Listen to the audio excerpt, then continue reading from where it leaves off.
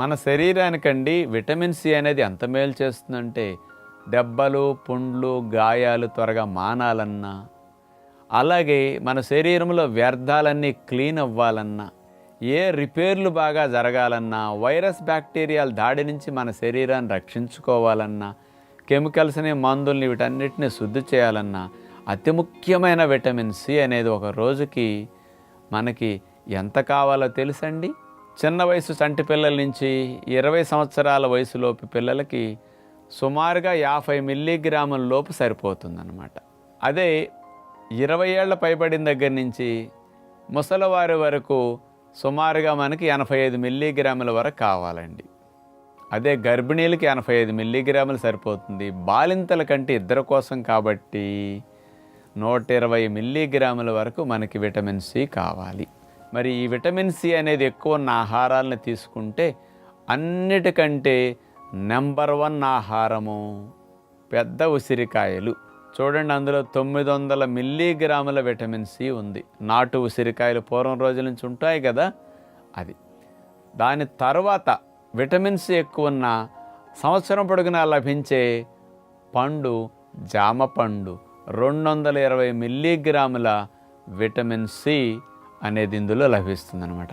ఉసిరికాయలు ఎక్కువ తినలేం, దొరికినప్పుడు 1-2 మొక్క వాడుకుంటాం, పొడి వాడతాం. కానీ సంవత్సరం పొడుగునా జామకాయలు దొరుకుతాయి కాబట్టి జామకాయలు ఇంత ఎక్కువ విటమిన్ సి ఉందని అసలు ఎవ్వరికీ తెలియదు అసలు.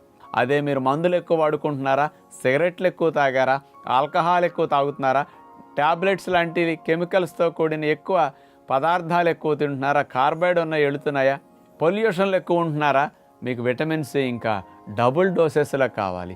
అప్పుడు మనం తిన్న జాంకాయల ద్వారా ఎక్కువ విటమిన్ సి వీటన్నిటికీ క్లీన్ చేసుకోవడానికి సరిపోతుందన్నమాట.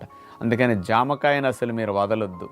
ఇంకా విటమిన్ సి ఎక్కువ ఉన్న ఆహారాలు వాటి తర్వాత స్థానంలో ఏమన్నా ఇప్పుడు చూద్దాం.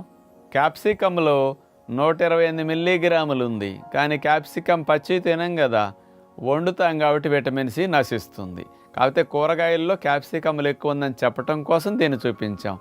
కివీ ఫ్రూట్ ఈ మధ్య బాగా దొరుకుతున్నది. 93 మిల్లీగ్రాముల విటమిన్ సి ఉంది. మామూలుగా మనకి కమలాల్లో చూడండి, బత్తాయిలు కానీ కమలాలు కానీ తీసుకుంటే 53 మిల్లీగ్రాములు. అంటే ఒక గ్లాసుడు కమలా బత్తాయి జ్యూస్ తాగితే రోజు మొత్తానికి కావాల్సిన విటమిన్ సి చాలా ఎక్కువగా లభిస్తుందన్నమాట. రక్షణ వ్యవస్థకు విటమిన్ సిని ప్రతినిత్యం మనందరం అందించాలి అని గుర్తుపెట్టుకోవాలని విజ్ఞప్తి.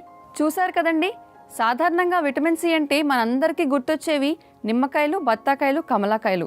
కానీ డాక్టర్ గారు చూపించిన దాని ప్రకారం మనం తినే చాలా ఆహారాల్లో విటమిన్ సి వీటన్నిటికంటే ఎక్కువగా ఉంటుంది. మరి మీరు కూడా ఒకవేళ మీ విటమిన్ సి లెవెల్స్ని పెంచుకోవాలనుకుంటే జామకాయలు, ఉసిరికాయలు లాంటివి కూడా మీ ఆహారంలో ఖచ్చితంగా జోడించుకోండి.